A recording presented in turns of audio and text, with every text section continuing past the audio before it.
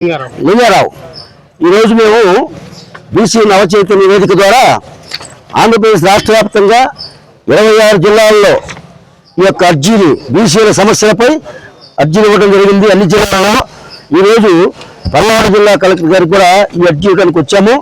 ముఖ్యంగా బీసీలకు స్వతంత్రం వచ్చిన నాటి నుంచి అన్యాయం జరుగుతుంది. అది కూడా ఎలా అంటే భారతదేశంలో స్వతంత్రం వచ్చి 79 సంవత్సరాలైంది. కానీ బీసీలకు మాత్రం రాజ్యాధికారంలో భాగం లేదు, చట్టసభల్లో రిజర్వేషన్లు లేవు. మరీ ముఖ్యంగా బీసీలకు ఎస్సీ ఎస్టీ మైనార్టీలకు తీవ్రమైన అన్యాయం జరుగుతుంది స్వతంత్రం వచ్చిన దగ్గర నుంచి. కానీ బీసీలకు ఇంకా అన్యాయం ఎలా జరుగుతుందంటే ఏ కోణంలో ఏ వ్యవస్థల్లో కూడా బీసీలకు కనీసమైన ప్రాతినిధ్యం లేదు. అందుకే మేము డిమాండ్ చేస్తున్నాం, బీసీలకు బాబాసాహెబ్ అంబేద్కర్ గారు ఏనాడో చెప్పాడు, మొట్టమొదటి పార్లమెంట్ సమావేశంలోనే బీసీలకు కూడా రిజర్వేషన్లు కల్పించాల్సిన అవసరం ఉందని చెప్పాడు.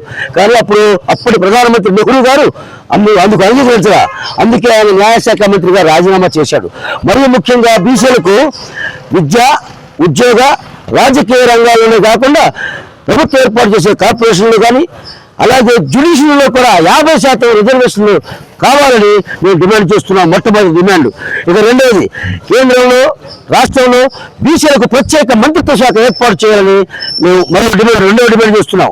మూడవ డిమాండ్, బీసీ విద్యార్థులు చదువుకునే పిల్లలకు కనీస సౌకర్యాలు లేక అలాగే ఫీజు రియంబర్స్మెంట్ చెల్లించక అనేక ఇబ్బందులు పడుతున్నారు. ఈ ప్రభుత్వం వెంటనే ఆ బీసీ బిడ్డలకు ఫీజు రియంబర్స్మెంట్ వెంటనే చెల్లించాలి, హాస్టల్లో కూడా మెరుగైన వస్తువులు కల్పించాలి. ఇక నాలుగవది, బీసీలకు ఇందాకనే చెప్పాను, నామినేట్ పోస్టులు కానీ, విద్యలో కానీ, అలాగే ఉద్యోగాల్లో కానీ, చట్టసభల్లో కానీ, అలాగే జ్యుడిషియరీలో కూడా 50% రిజర్వేషన్లు కల్పించాలని డిమాండ్ చేస్తున్నాం. అలాగే ఐదవది, ఇల్లు లేని ప్రతి బీసీ కుటుంబానికి రాష్ట్ర వ్యాప్తంగా మీరే చెప్పారు, ఈ రాష్ట్రంలో ఇల్లు లేని కుటుంబాలు ఉండకూడదు, మేము అందరికీ ఇల్లు ఇస్తామని. అందుకే చెప్తున్నాం, 142 బీసీ కులాలలో ప్రతి ఇల్లు లేని కుటుంబానికి 3 సెంట్లు స్థలంలో ప్రభుత్వమే ఇల్లు కూడా కట్టించి ఇవ్వాలని 5వ డిమాండ్.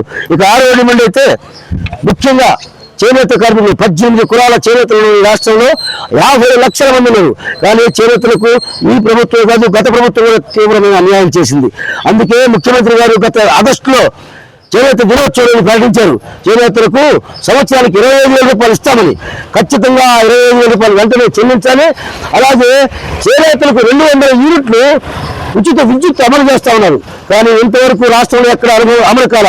ఇమీడియట్గా వచ్చే నెల నుంచే చేనేతలకు ఈ 200 యూనిట్లు కూడా ఉచిత విద్యుత్ అమలు చేయాలి. చేనేతలకు 25,000 రూపాయలు సహాయం కూడా అందించాలని డిమాండ్ చేస్తూ మా చేనేత జాతీయ చేనేత ఐక్యవేదిక కావచ్చు, లేదా ఇప్పుడు ఈ బీసీ నవచైతన్య బీసీ సంఘంతో పాటు రాష్ట్రంలో అనేక సంఘాలు కూడా కలిసి ఒక జాయింట్ యాక్షన్ కమిటీగా ఏర్పడ్డాం. ఈ బీసీల ఉద్యమాన్ని తీవ్రతరం చేయడానికి కూడా మేమంతా సిద్ధంగా ఉన్నాం తెలియజేస్తూ ఈ అవకాశం ఇచ్చిన అందరికీ నమస్కారాలు తెలియజేసుకుంటూ సెలవు తీసుకుంటాం. జై బీసీ.